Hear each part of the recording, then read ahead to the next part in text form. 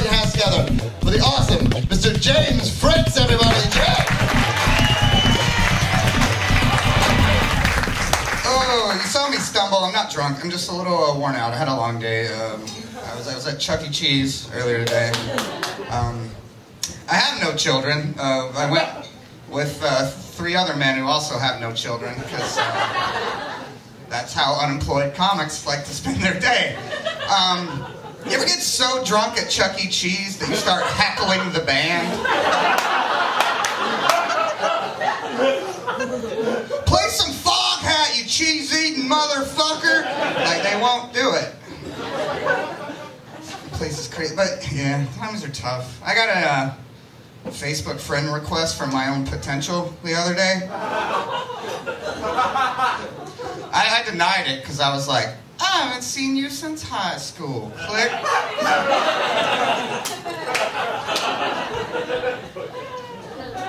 Like I am unemployed. The worst part about being unemployed, besides having to admit it, is calling in, because now it's all automated. And I thought, sweet. At first I was like, awesome, it's automated. I don't have to talk to an angry government worker who hates me, just on site. But it's kind of worse, because what you do is you call in every other Tuesday. You go through like 20 prompts, hungover, so you have to back up. And did I get that right? Oh, God, I don't know.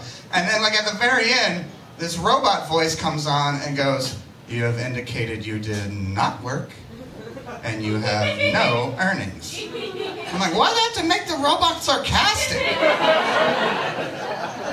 What a dick move. Like, fuck all this futuristic sci-fi. I don't need Battlestar Galactica robots. I'm being defeated inside by a souped-up speak and say on a bi-weekly basis.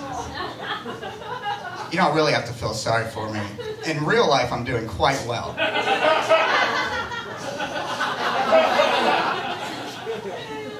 Thinking about moving back home.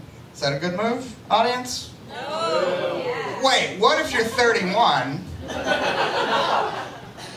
and back home is Western Kentucky? Yeah? Did I just sweeten that pot?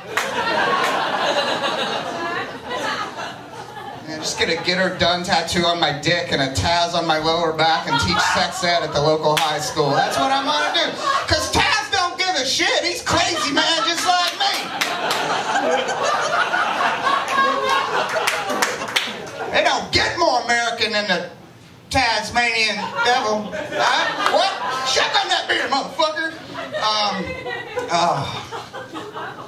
See, I was thinking about teaching sex ed, but then I was thought about how weird it is, because I'm 31, and to think that like people my age were like talking to kids about that shit. Ew, what a weirdo move by that person.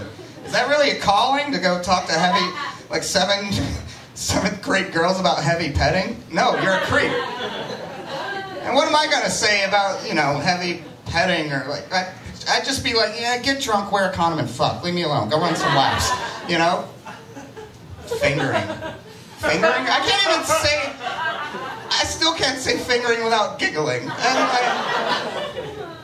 And I'm starting to think, maybe I'm a slow learner, but I'm starting to think maybe these born-again Christians aren't the most perceptive people on the planet. First of all, they voted for W. Bush twice, because he was a guy they wanted to have a drink with. He's a recovering alcoholic. What the fuck? Are you that unaware? Would you like introduce your underage daughter to Drew Peterson at a cookout? Like, what the fuck? Well, he's a cop. She'll be safe. Case in point, I was in a youth lock-in growing up. I was raised Southern Baptist. Are you guys familiar with youth lock-ins? It's where the community, it's when the church decides to lock in the youth. You can't get the fuck out. Anyway, at said youth lock-in, they showed us a video about backmasking in music. This was in like 1986, not 1973. We didn't even have record players, so I don't know if you were running tapes backwards to get the evil devil messages or how they thought we were doing it, but they showed us a video of Queen's Another One Bites the Dust. And I played it forward, and it was like, Another One Bites the Dust. And I'm like, cool, that's a catchy tune. I like it. And then they were like, now kids, listen to it when you play it backwards. And it went, and we were like, huh? And they're like, did you hear that? It says, learn to smoke marijuana. Swear to God. And he was a child. I was like, wait a minute, Southern Baptists, Sporting and Christians. Your problem with the band Queen,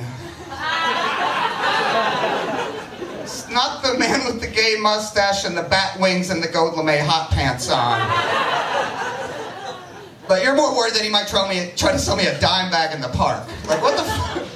Good luck with the culture wars. I think it's gonna work out for you. Yeah, Obama is a letdown. I'm sorry, but it's fucking true. You can't even, like, go to the bat for gay folks? Come on, pussy.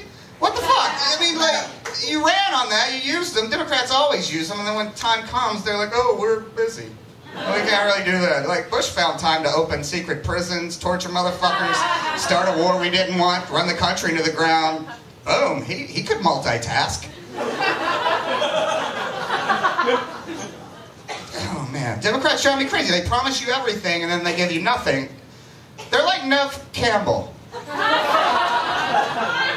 Showing her goddamn naked back in every movie she starred in for about 8 years. You didn't see her titty once. But every movie poster over the show. What? This might be the one.